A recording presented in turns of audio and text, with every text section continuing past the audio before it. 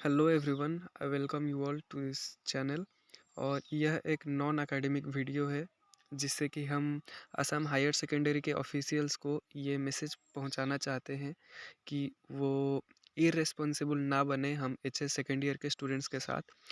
यहाँ पर ये देखिए, ये 2023 का फिजिक्स का क्वेश्चन पेपर है जिसमें 3A में ये क्वेश्चन दिया गया है।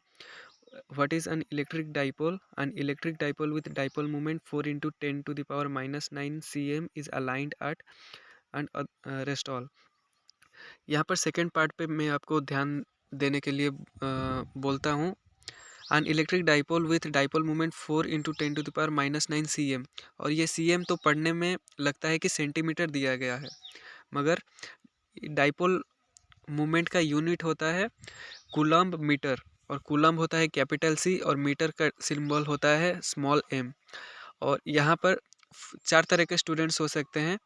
पहले कि वो जो इस क्वेश्चन को छोड़ दिए होंगे, मतलब अटेम्प्ट नहीं किए होंगे। दूसरे वो कि ये जो सी एम दिया गया है इसको समझे होंगे कि सेंटीमीटर दिया गया है और कूलम्ब प्रिंट करना भूल गया है, तो वो क्या किए होंगे, वो सेंटीमीटर को मीटर में कन्वर्ट किए होंगे और फिर फाइनल रिजल्ट निकाले होंगे जो कि हमें टॉर्क फाइंड करना था। तीसरे वो स्टूडेंट होंगे जो सोचे होंगे कि कूलम मीटर होता है यूनिट, और कूलम को वो प्रिंटिंग मिस्टेक हुआ होगा, वो स्मॉल सी लिख दिए होंगे। वो तो आंसर निकाल लेंगे, डायरेक्टली मल्टीप्लाई करके टॉर्क फाइंड कर लेंगे जो प्रोसीजर होता है। और चौथे वो होंगे जिन्हें कोई आइडिया नहीं होगा कि यूनिट को भी चेंज करना होता है, ध्यान देना होता है, वो डायरेक्टली फार्मूला लगा के वैल्यू बैठा के आंसर निकाले होंगे। और यहाँ पर ये बात अराइज होता है कि अगर वो कूलम मीटर का प्रिंटिंग मिस्टेक हुआ होगा, कैपिटल कूलम का यूनिट स्मॉल में दिया गया है, अगर ऐसा होता है तो सेकंड और फोर्थ वाले स्टूडेंट्स राइट होंगे, सॉरी थर्ड और फोर्थ वाले स्टूडेंट्स राइट होंगे। और जो स्टूडेंट्स समझे होंगे कि सेंटीमीटर दिया गया है उनका तो रॉन्ग हो गया। तो इसमें मिस्टेक किसका है? मिस्टेक स्टूडेंट का नहीं है, क्योंकि उसे यूनिट तो मालूम है कि कूलम मीटर होता है। वो समझा होगा कि प्रिंटिंग मिस्टेक है, कूलम लिखना कूलम प्रिंट होना छूट गया होगा। तो जैसे कि मैं आपको दिखा दे रहा हूँ, ये एक एजुकेटर है जो कि यूट्यूब पर सोल्यूशन डाला हुआ था फिजिक्स पेपर का। तो इसको एक बार सुन लेते हैं, ये क्या बोलता है। ইলেক্ট্ৰিক ডাইপোল কাক হয় জানাই এইকেইটা, ঠিক আছে। চ' ইলেক্ট্ৰিক ডাইপোলটোৰ কাৰণে কি উলিয়াব আছে, magnitude of torque is equal to কি আছে, tau is equal to m b sine theta, ঠিক আছে। থিটা ভেলু দিয়াই আছে, ওকে। মেগনেটিক মোমেন্টটো তোমাৰ উলিয়াই লোৱা, তোমাৰ ডিষ্টেন্স দিয়া আছে, ঠিক আছে। ডিষ্টেন্স দিয়া আছে, আমি জানো যে মেগনেটিক মোমেন্ট কেনেকে উলিয়াই, টুৱাইজ এ যদি তাৰ ডিষ্টেন্স হয়, কিউ যদি চাৰ্জ হয়, ওকে, বি সাইন থিটা, ওকে। থিটা দিয়া আছে, চ' ইউ কেন কেলকুলেট দিছ easily. So that the energy stored, देखिए, इसने इसको पढ़ा, ये डिस्टेंस दिया गया है, बल्कि ये डिस्टेंस नहीं है, सेंटीमीटर देखने में लग रहा है, मगर ये डाइपोल मोमेंट का वैल्यू दिया गया है जिसका यूनिट होता है कूलम मीटर। तो ये एक एजुकेटर है फिजिक्स का जो कि स्किल्ड है और बच्चों को पढ़ाता है। अगर ये मिस्टेक कर सकता है तो असम हायर सेकेंडरी के बच्चे क्यों नहीं मिस्टेक कर सकते? तो इस पे ध्यान देना चाहिए असम हायर सेकेंडरी के जितने भी ऑफिशियल्स हैं। जो भी ग्रेस मार्क या फिर जो भी मेथड लेना होगा उनको ये अडॉप्ट करना चाहिए। और ये मैं आपको दिखाना चाहता हूँ, ये F नंबर का question, right the mirror equation, define magnification and find the expression for magnification from mirror equation.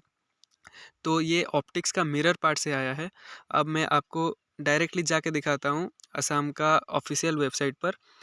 ये है असम हायर सेकेंडरी का ऑफिशियल वेबसाइट ahscc.assam.gov.in। यहाँ पर हम जाके देखते हैं एकेडमिक्स के सेक्शन में। तो यहाँ सिलेबस पर क्लिक करते हैं। क्लिक करने के बाद ये revise syllabus of physics second year, इस पर क्लिक करके डाउनलोड करते हैं।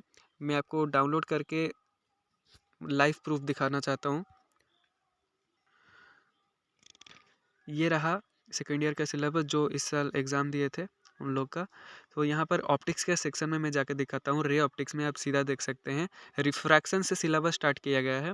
Refraction of light, total internal reflection, और जो भी लेंस की टॉपिक्स थी, और ऑप्टिकल इंस्ट्रूमेंट्स। तो यहाँ पर कभी कहीं भी रिफ्लेक्शन का टॉपिक नहीं है, मगर क्वेश्चन पेपर में आया था रिफ्लेक्शन का। मिरर रिफ्लेक्शन के अंडर जो मिरर इक्वेशन आता है, reflection from the mirror surface, उसके बारे में आया था मैग्निफिकेशन, और डेरिवेशन आया था मैग्निफिकेशन का।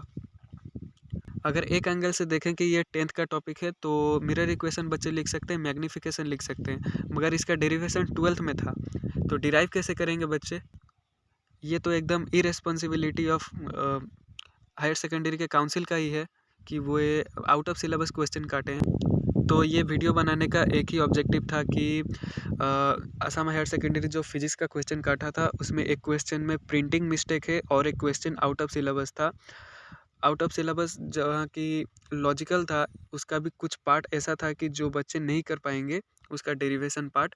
और प्रिंटिंग मिस्टेक की ऐसा था कि जो जानते हैं बच्चे आंसर क्या होगा वो खुद गलत करके आएंगे, क्योंकि प्रिंटिंग मिस्टेक उन्हें कंफ्यूज कर दिया था। तो असम हायर सेकेंडरी के काउंसिल के मिनिस्टर्स या फिर ऑफिशियल से मेरा निवेदन है कि इन क्वेश्चंस पर वो कुछ रिस्पॉन्स करें, रिस्पॉन्ड करके हमें बताएं कि ये क्वेश्चंस क्या करेंगे, हमें ग्रेस मार्क्स मिलेगा या फिर मार्क्स डिडक्ट होंगे हम सबके। Thank you.